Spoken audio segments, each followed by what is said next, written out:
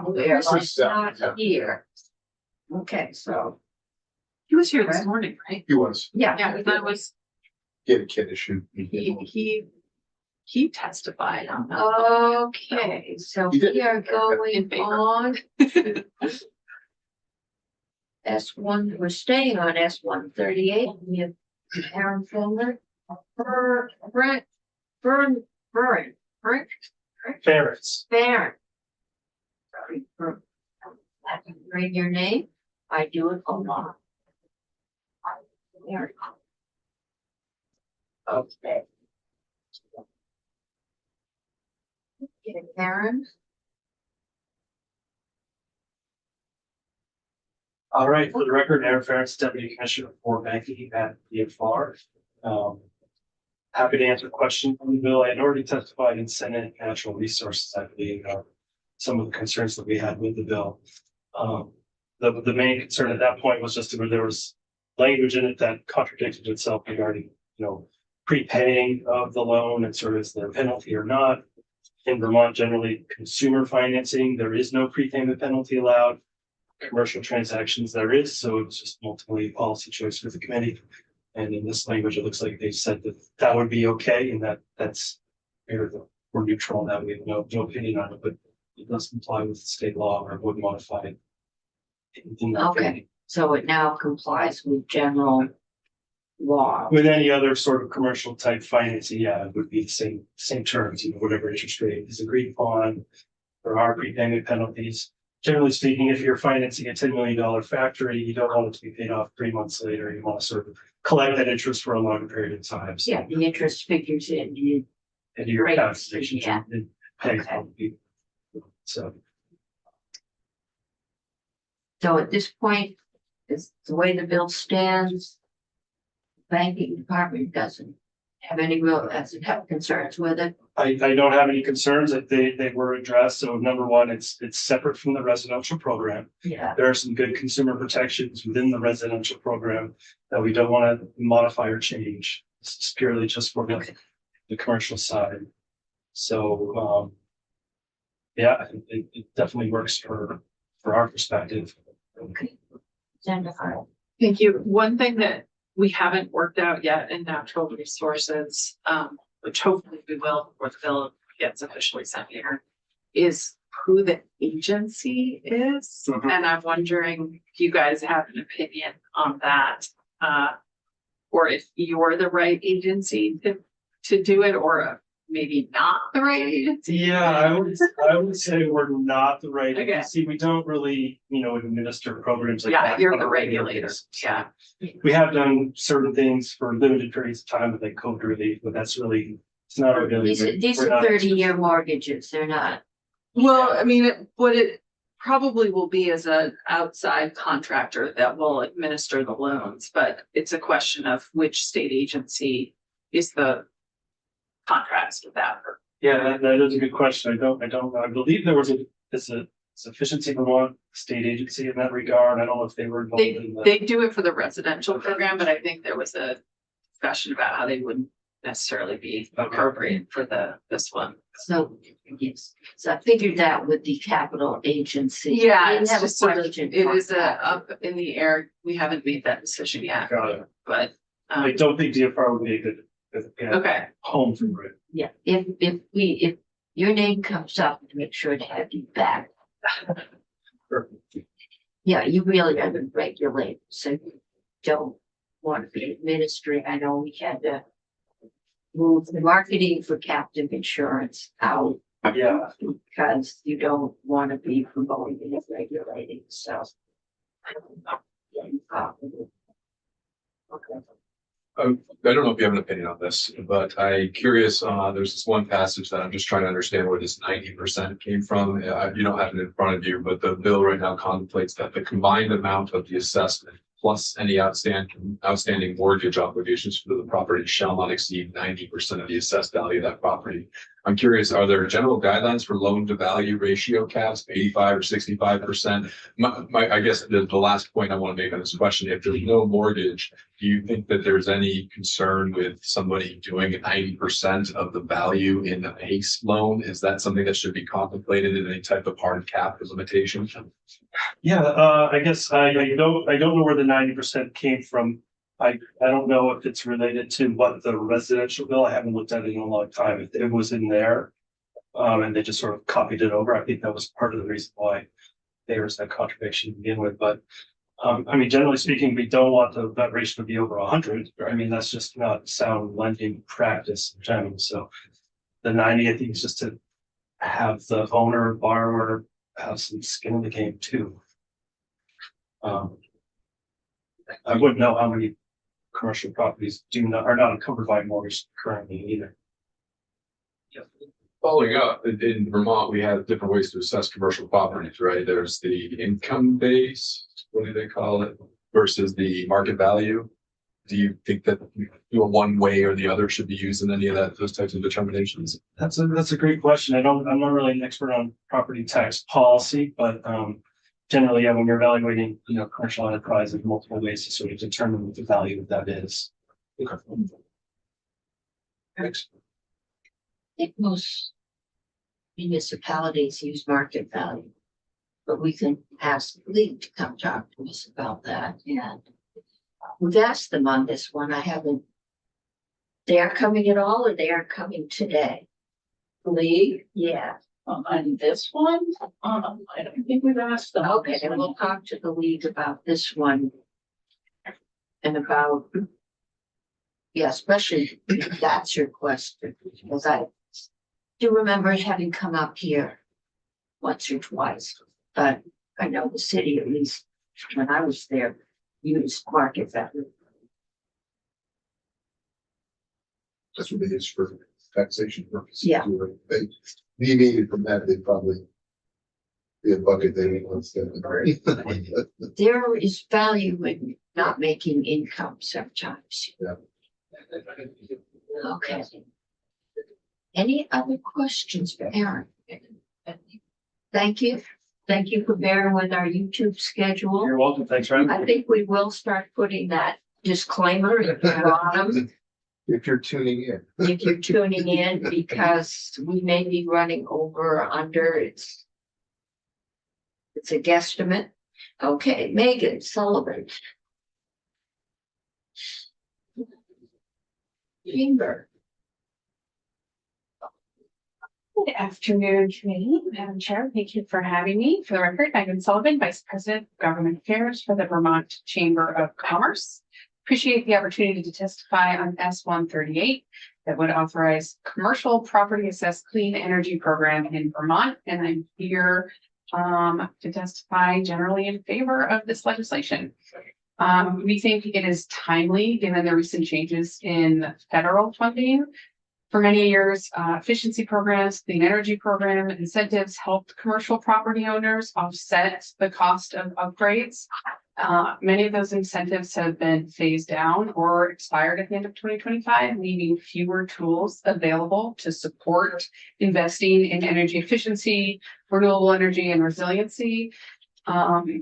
And as those federal resources become less available, state-enabled financing mechanisms that leverage private capital become increasingly important. And we see CPACE as being such a tool. It provides a voluntary, market-based way for commercial property owners to finance energy efficiency and renewable energy, water conservation, and resiliency improvements over time through property assessments. And because repayment terms can be aligned with the useful life of the improvements, CPACE can offer a way for projects to move forward that otherwise might stall due to upfront costs or financing constraints. I think experience from other states demonstrates how this is being used in practice and why it matters for business. And I think it's important to note that we are able to look at how other states are doing this. We're not inventing a new wheel here. We're able to see what's happening in other places. So what I found is that there are states that are using this in a variety of ways. We've seen small commercial properties that have been able to use CPACE to reduce operating costs in a town called Good Thunder, Minnesota. I'm sure everyone's heard of it. There's an example of a thrift store that used CPACE financing to install LED lighting, generating meaningful annual energy savings and a strong return over time. A gas station in the same state financed lighting and HVAC upgrades and projected significant long-term cost reductions. So this illustrates how a small business, everyday business can improve efficiency without large upfront capital expenditures. Larger commercial and mixed-use developments have also benefited. In Colorado, the statewide CPACE program has supported more than 120 projects across dozens of communities, leveraging $250 million in private capital for energy efficiency and clean energy improvements. These investments have supported job creation and strengthened local commercial property markets. CPACE has also supported major redevelopment and community serving projects. In Omaha, Nebraska, a $205 million mixed-use downtown redevelopment project incorporated nearly $25 million in CPACE financing for energy upgrades. In Chattanooga, Tennessee, a historic theater renovation relied on CPACE financing to support both preservation and sustainability improvements. And in Connecticut, CPACE helped finance the transformation of a former office building into Hotel Marcel, which is now recognized as one of the nation's first net zero hotels. Institutional and nonprofit properties have used CPACE as well. So YMCA in Connecticut installed a combined heat and power system and lighting upgrades using CPACE financing, generating positive cash flow in the first year of operation. And medical office buildings and other complex properties have similarly used the program to address energy improvements and financing challenges. So I think these examples show how CPACE is flexible, widely applicable, and capable of supporting both modest upgrades and large-scale investments. They also demonstrate how private capital can be mobilized to reduce operating costs, improve building performance, and support economic activity. I want to acknowledge the practical considerations and that you all have to consider in program design, particularly in the lender participation. I think earlier versions of the legislation, there were concerns raised about lien priority and interaction between CPACE assessment and existing commercial mortgages. And the current version of S-138 reflects meaningful progress in addressing those concerns. I think it's also worth highlighting the role of third-party participants in the current draft. CPACE financing under S-138 is provided by private third-party capital providers, not by the state or municipalities. The bill requires independent third-party technical analysis before a project can proceed, adding an important layer of vigor and due diligence.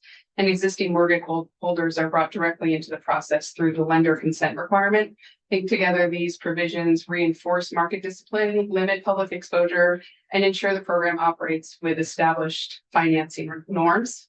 In conclusion, S-138 offers Vermont a practical, voluntary, and market-driven tool to support energy efficiency, renewable energy, and resiliency investments at a time when federal incentives are less available. The program can help reduce costs for businesses, increase property values, and attract private investment and create jobs. It supports sustainable economic growth and community resilience. The success of CPACE programs in other states demonstrates that these outcomes are achievable, and Vermont is well positioned to implement a program tailored to its own economic and policy priorities. Okay, might find out what agency administers these in other states, maybe that. Yeah, I think it's variable, but Yeah. I know this is a question we have to resolve in natural resources before we send it along. Or not. I know Efficiency Vermont does a lot of work in the commercial industrial space, so I don't know if they've said they're not right for CPACE or. I remember, I don't know if it was that, I don't know, Yeah, but I'm not sure if they came in and testified. Yeah, I mean, I'm thinking, talking about changing out the light bulbs, that was one of the first things Efficiency Vermont did. they're doing, they're doing way complex projects, commercial and industrial. Complex than that. And I think it's worth noting that this is also, when we talk about commercial property, that includes apartment buildings, right? So Yeah. the affordable housing projects that we're doing can use residential pace, they would use, and And they it would have to also, use C-PACE. one of the things I asked, and I think it's clear in here, is that also could include nonprofit organizations too. Yeah. That are Okay, doing yeah. upgrades in those projects. Yeah. So some of those on our housing projects. Yes, but, I mean, but the example I used is there's a nonprofit in my community that's done a significant amount of energy upgrades that they could potentially use this project.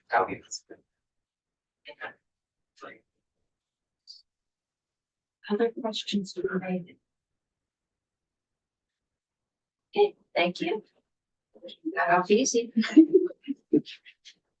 Great. Okay. You're coming I kind of just, thanks. with high expectations.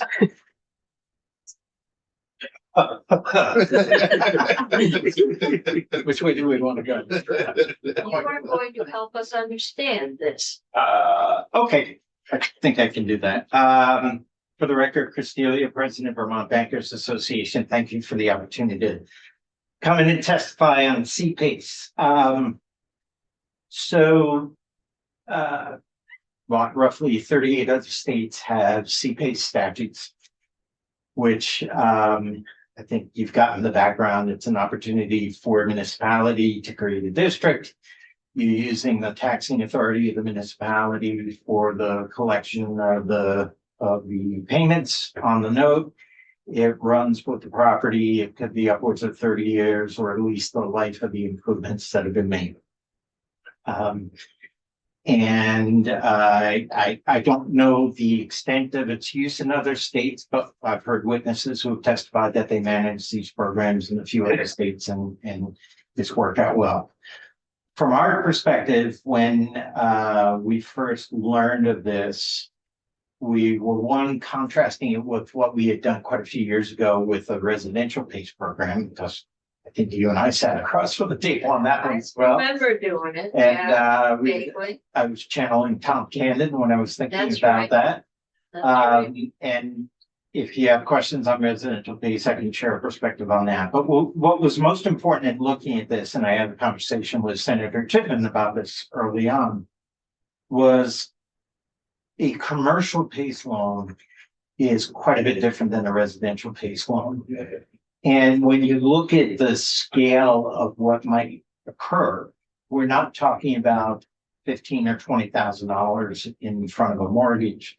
We're talking about what could be several $100,000 or more on a commercial property that already has a loan on it for $1 million, $2 million, $3 million, whatever the amount is. And for us in Vermont, a number of those commercial loans have a partnership with Vita. So we have a portion of the loan, Vita has a portion of the loan. We take a priority position, and then Vita is in a second position behind us.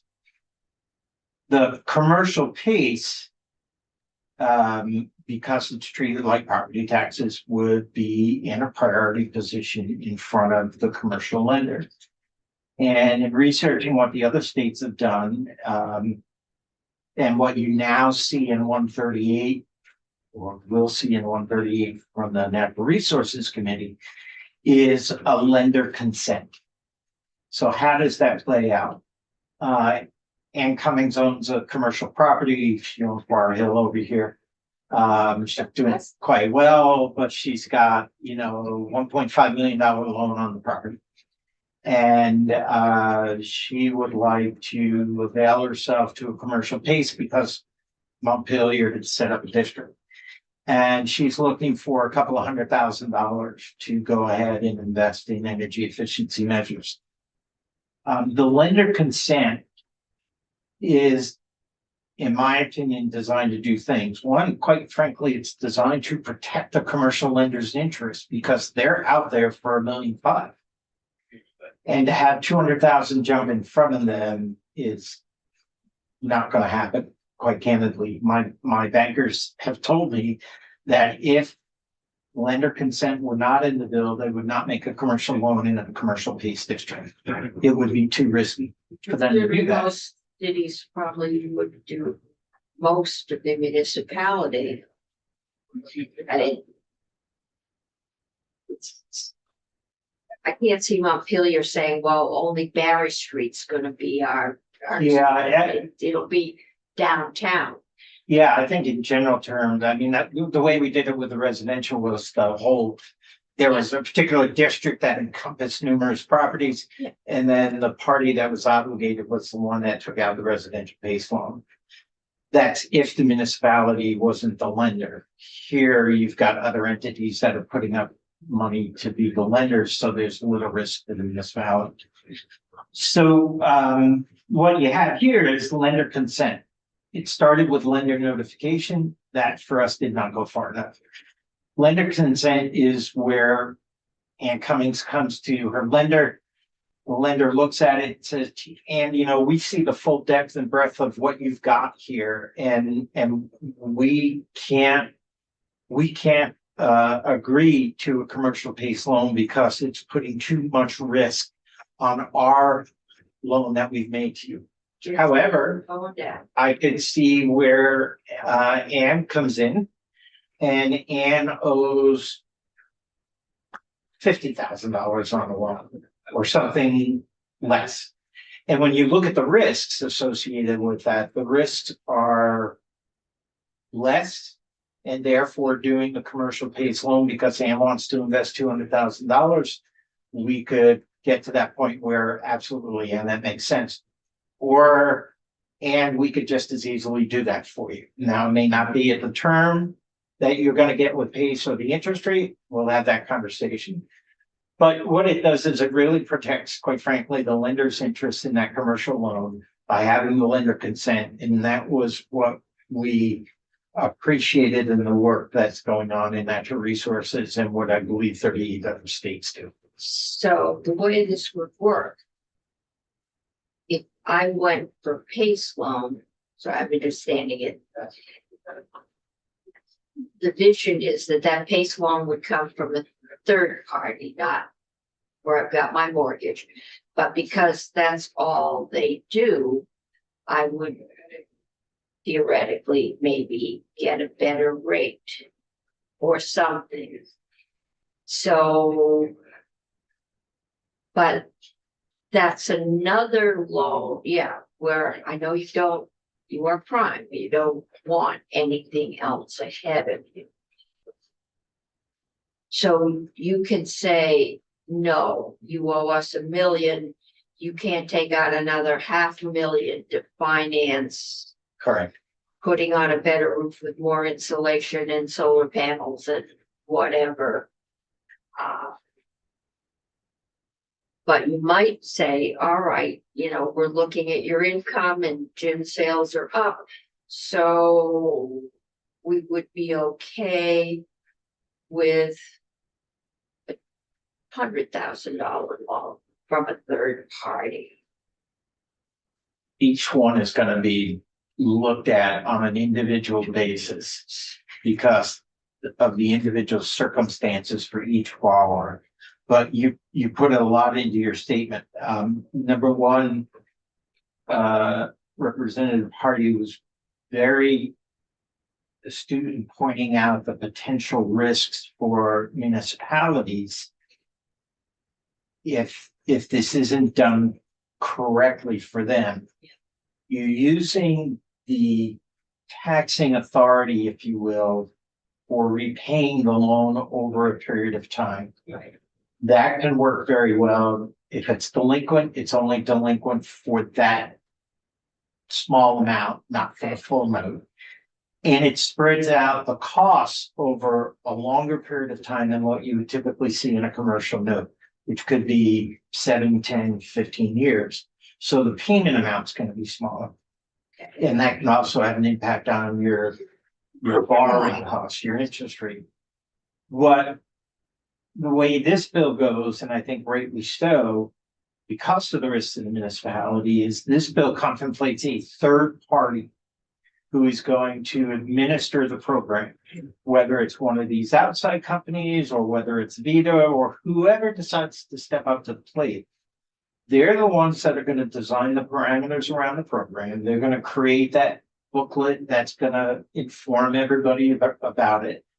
And they're the ones that are ultimately putting their money up, not the municipality. I was gonna say, what is the risk to the municipality? If you use a third party funder, Yeah, there's really, I see little if any risk. okay. If the municipality were to bond Oh, and yeah, borrow, they took out debt and then Then they're the they're ones- on the hook. then, Okay. then not, while you could intend it to mean that the PACE recipient is the one on the hook.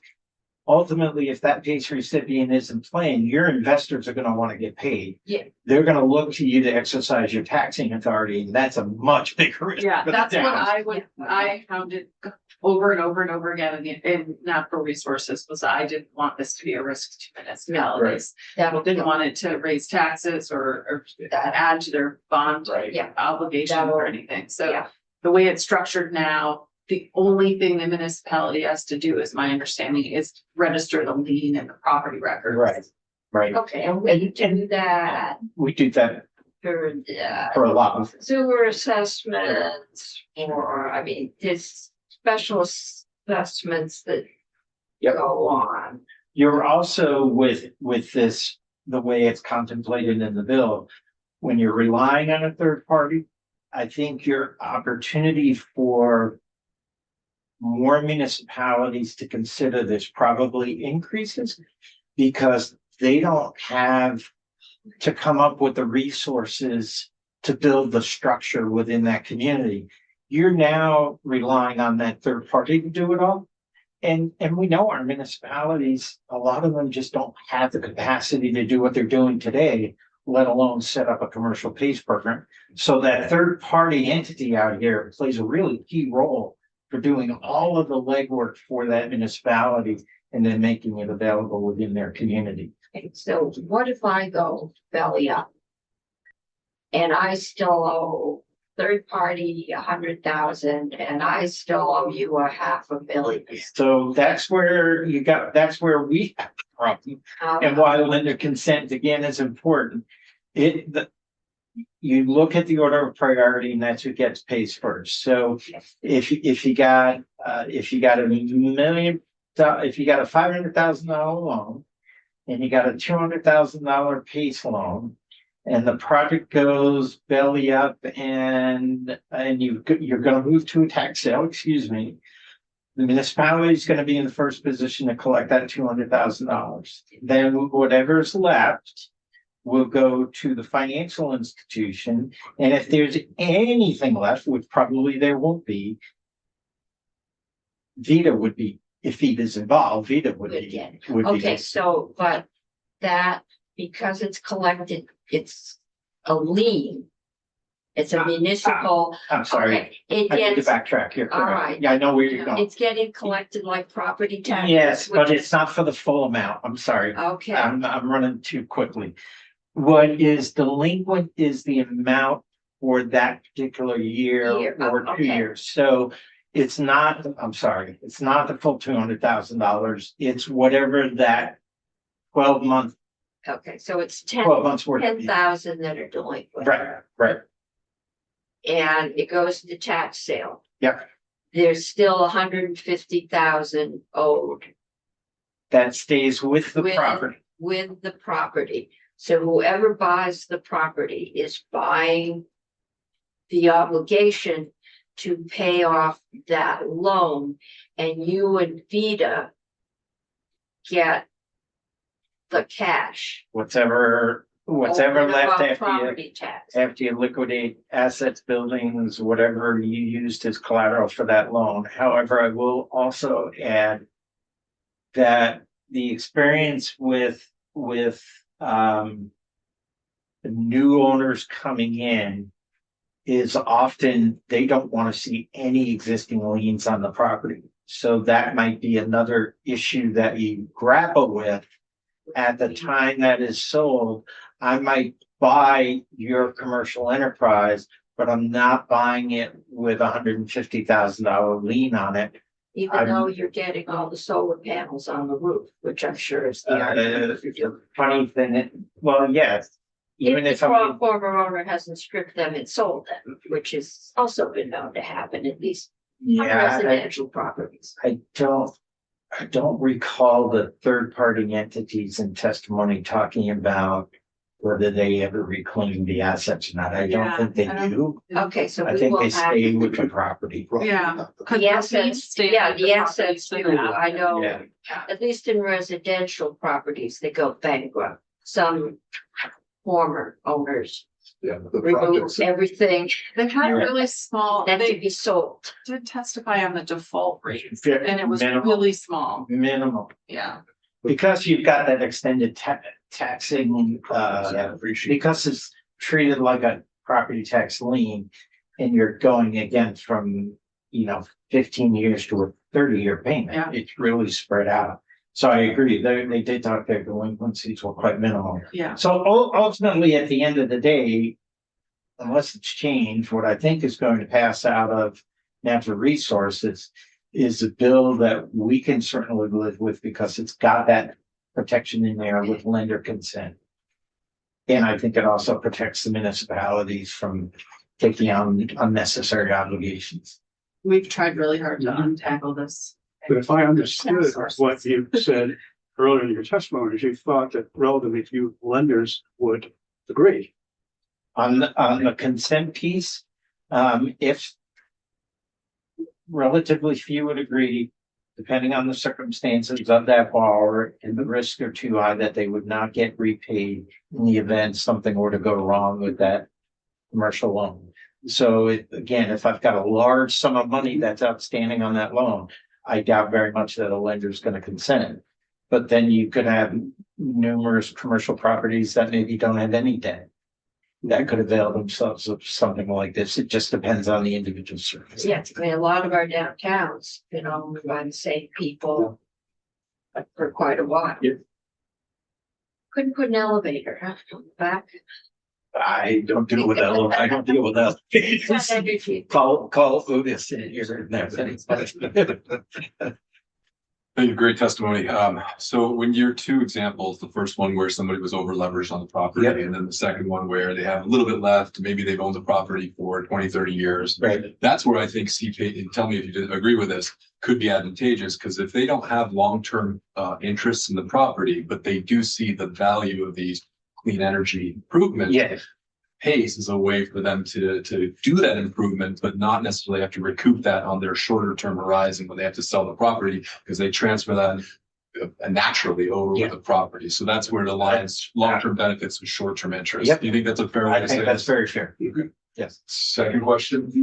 So I don't know if you have the answer to this. You weren't in the room earlier. I've already asked it twice. It's not a big deal. It's not a sticking point. I'm just trying to understand where this came from. It's on page 6 and I'll read it. It's lines 8, 9, and 10. It just says the combined amount of the assessment, the PACE assessment, plus any outstanding mortgage obligations for the property shall not exceed 90% of the assessed value of this property. You know where that 90% came from? That just seems a little high, and the loan to value ratios for this. I'm That's just, in the residential bill, by the way. is it in the? Yeah, my guess is it is a carryover from the residential that. Yeah, for commercial property, 90% is not gonna. It's Too high. It's too high, yeah. Okay, see if you can find us a better number. But the language doesn't require a bank to end up to that. That's No. just- No, that's just Can't okay. exceed. Yeah. I mean, again, I think that gets back to the consent. We're not gonna allow that borrower to be over leveraged. Yeah, right. And that's a guideline that the Yeah. case administrators would have to look at. Contemplated scenario. So this is assuming there's a mortgage, but imagine if this was an asset that was owned fully outright.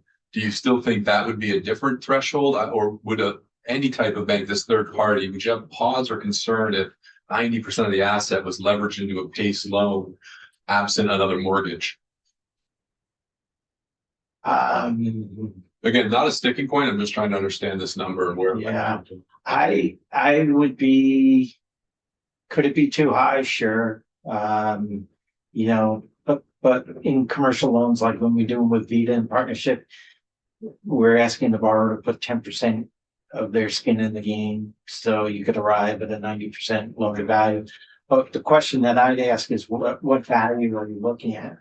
Because assessed value Income base. is very different than actual value in the marketplace.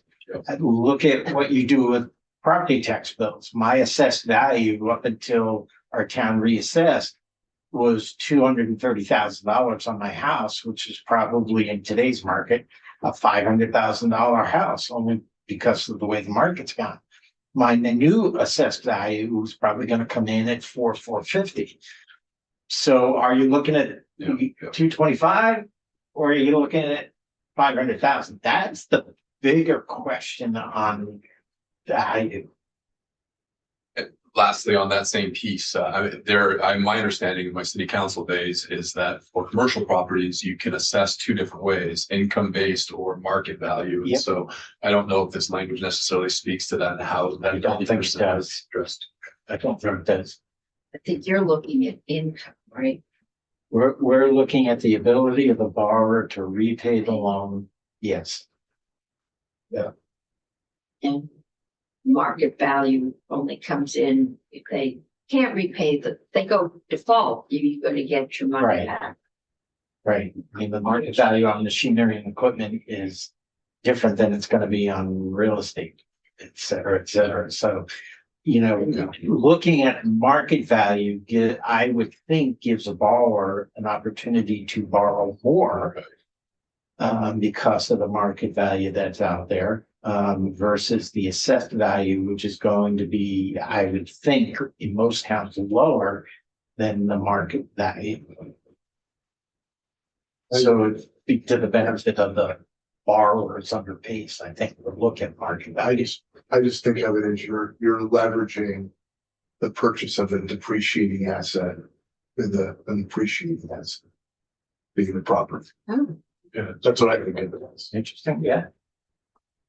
I'm just interested in maybe a lower percentage against market value. It seems to Yeah. make sense to me. 90% of assessed value, it seems Yep. worthless. That's the Yeah. bank is gonna make that. Yeah, you're with the lender consent. Yeah, Right. the lender is Right. gonna look at present market value and present.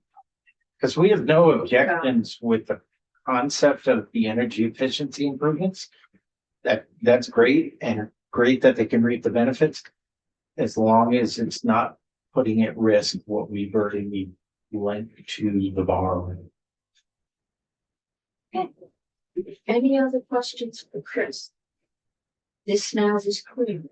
Thank you. Thank you, appreciate it. I think that this probably would be some. You want to report it, don't worry. Thank you. Appreciate that. Okay. And since we don't have a time with any of these other ones, there was a time where we didn't post, so maybe we'll go back to that. What I've had is not being, I know to be there for, so hopefully we'll be done, but okay. So we are going on to page 649. This is captive insurance. I missed this. I got stuck in the pro tems. So I haven't even heard the walk through. I don't know if you're ready to vote it. I would like to get like a section by section. If we could get that so that everybody could renew, kind of go through it and think about it. This one. Captive insurance always takes a while to get your head around, but. Oh, you know Maria Royale right now. It came from the house. They probably already have a section by Not section. sure, Yeah. Maria's very good about doing sections. So we're not gonna vote on that today. Yeah, Okay. so, that would be my preference. And I've asked Senator Chittenden if he would like to present it. Since I wasn't here for the presentation, I have always done it. Once Ruth did it, I wasn't here. But Happy to, but trust me, it's side by side. It's Well, really you can have it. Now we know why the chair always presents this bill.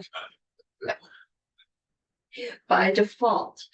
Okay, 138, who would we like to hear from on that one? You can't vote it out till we get it. But we can be well greased. Sounds like who's willing to take this on, probably with no money attached. Is a big question, and we'll see what. The agency, yeah, I think we still have to figure that out. I mean, we heard from. I'm trying to figure out who was the most help. I mean, Chris was very helpful. Yeah. We heard from was it New Hampshire? That does a CPACE program. We heard from another state that does. Yeah, they it, do. Or that national firm.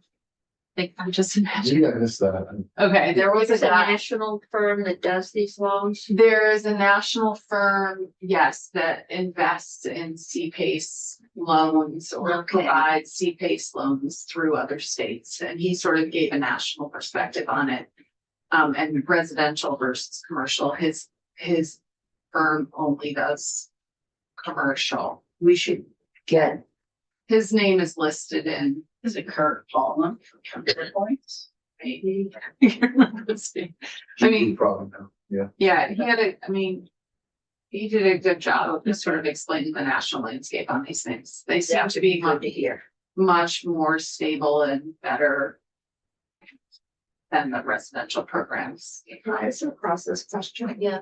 You guys haven't voted on it yet, right? No, So I'm just wondering why are we doing it when it's still over there and they're still working on So it we're prepared for when it does? when it comes. We've Yeah. got a couple coming from the It house. took us a little while to get our head around it. yeah, hopefully we figure, I mean, it was like Scott said like 4 times before. I was like, oh, that happened first. So it's not controversial.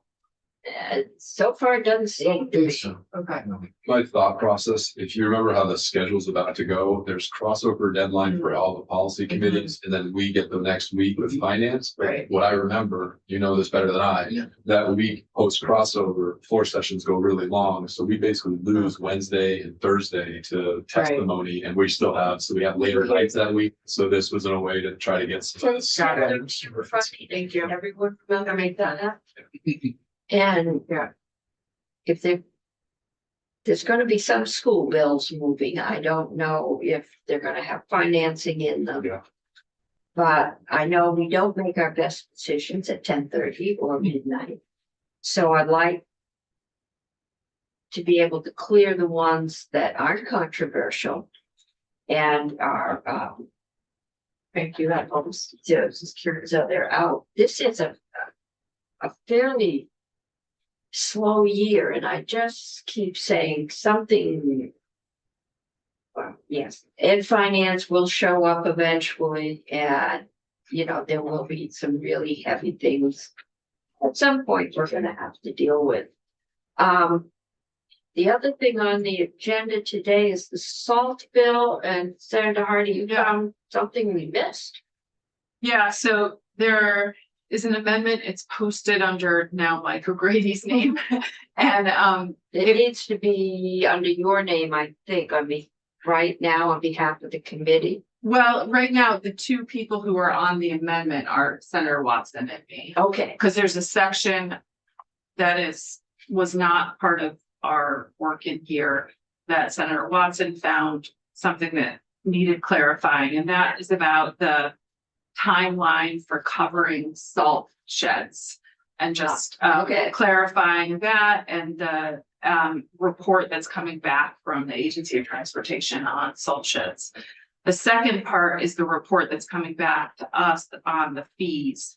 And it was since when I heard that Senator Watson was doing an amendment, I asked if we could also add in this, and it just clarifies, as I said on the floor this morning, that it would be a report on both the commercial applicator fee and a potential municipal fee. Before it did, here may not be the same. yeah, there'd probably be different, and did want it to be. I just wanted to make sure it was clear that, okay, they needed to report on both, so that's all it is. And just wanted to make sure you guys were in the loop. Is that the motion? It is under here. It is, I mean, I guess we. No, I've got it under.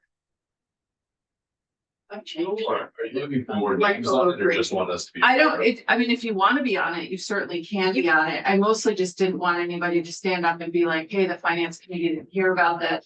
we, you know, it's a, I don't know, it's a pretty minor amendment, but so if you want to be on it, you can. If you don't want to be on it, that's totally fine. I just want to be able to say the finance committee was okay with it. Well, I think we usually can either vote to approve if it's brought to us. But you have, yeah, we It's up used to to you. do committee amendments, and then they said we couldn't do committee amendments. It had to be you, but you could do it on behalf of the committee. Okay. I'm trying to find the wording. For some reason, it says I've got something under your name. I think if you refresh, it will come up as under Michael's name. It Yeah. came up under your name, and then it told me I was trying, oh no, now it's under Michael O'Grady. Yeah. All right, So it's just two sections. yeah. And it's just clarifying both reports, basically, I think. Is that a motion? I would make a motion that the committee approve the amendment as drafted. Okay. Oh, we don't have a clerk? Are we recording it or is this a straw poll? No, we'll record it. Okay. So, Bubba. You're it. Look at you. You already, wow. You know what you're doing. If I got it right, we are approving, Senator Hardy has moved that we approve draft number 2.1 of S 218 dated 2/17/26 at 10:59 a.m. by Michael O'Grady. All right. Is there any further discussion? If not, the clerk will call the roll. Senator Beck, Yes. Senator Brock, Yes. Senator Matos. Sorry, had to do that. Senator Hardy, Yes. Senator Gould, Yes. Senator Chipman, yes, Senator Humphries. Yes. Now, do I have to bring this up? I was support. Yeah, I think you need to bring it up. Okay. I told them we had something because I Okay. didn't know if we were gonna vote out captive insurance. Would you mind printing it for me? Sure. Thank you. And we will, I wouldn't be surprised to have them come down with it, but. So this is- I'm so glad to get to bring this bill up again tomorrow on the floor. I know, that was so fun today. It'll be exciting. This was just favorable, not favorable with amendment, because we already passed it out. Yeah, So it's just it's favorable. favorable on the amendment. Yeah, I think so. Yeah, Yeah. we just passed this amendment favor. The clerk will figure it out. Matos has. And if we don't, it's Senator Hardy's motion with all the rest of it. Yeah, and I think Senator Watson is gonna do it on the floor and I'll just stand up and say finance looked at it and approved it. It's moved it unanimously. Yeah. With one absent. Okay, Cool, thank you all. thank you all. And that is it